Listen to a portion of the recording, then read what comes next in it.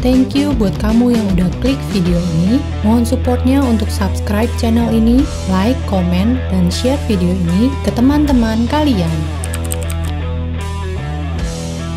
Selain kasus pedofil, kasus pembunuhan berantai Jong Nam-gyu juga diangkat di Taxi Driver.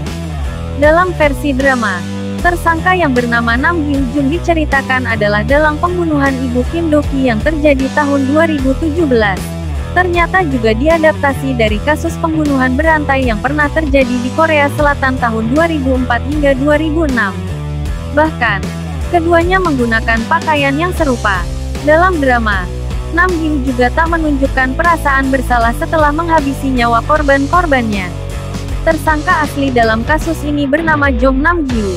Dia dikenal sebagai pembunuh berantai yang meresahkan provinsi Gyeonggi-bucheon dan menewaskan 14 orang serta melukai 20 orang, dan melakukan penculikan serta pelecehan seksual kepada orang-orang yang menurutnya lemah. Pada tanggal 14 Januari tahun 2004 di Bucheon, Nam Gyu menculik, memperkosa, serta membunuh 2 orang. Ia juga pernah membunuh seorang siswa SD laki-laki setelah melakukan pelecehan seksual. Motif pembunuhan yang dilakukannya hanya karena untuk kesenangannya saja. Pada tanggal 12 April tahun 2007, dia dijatuhi hukuman mati oleh Mahkamah Agung dan ditahan. Pada pagi hari tanggal 21 November tahun 2009, seorang pegawai penjara menemukan Jong Nam-gyu berusaha untuk gantung diri.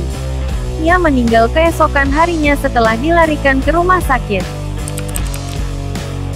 Masih ingat dengan kasus Maria yang dianiaya di pabrik tempatnya bekerja? Kasus Maria terinspirasi dari kejadian nyata yang terjadi di 2014.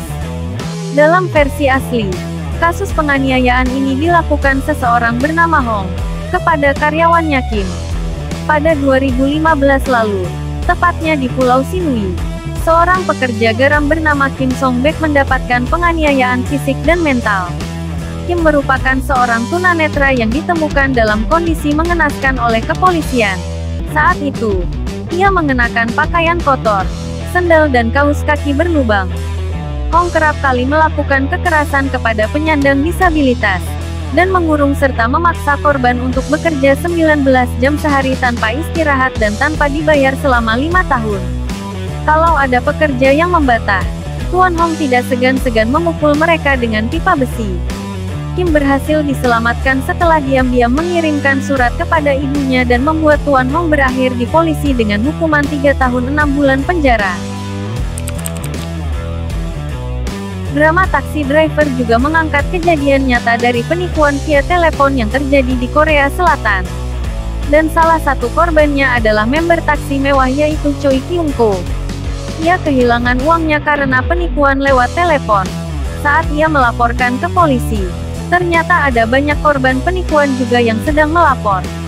Akhirnya dia meminta bantuan anggota taksi mewah untuk kasusnya ini. Kisah nyata dalam kasus ini pernah terjadi di Korea Selatan. Kejahatan ini dilakukan secara berkelompok dan diduga diinisiasi oleh organisasi asal China.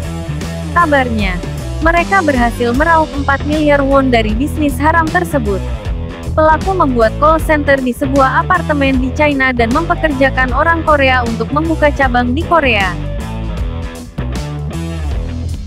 Thank you buat yang udah nonton video ini. Jangan lupa subscribe, like, komen, dan share-nya ya. Bye-bye.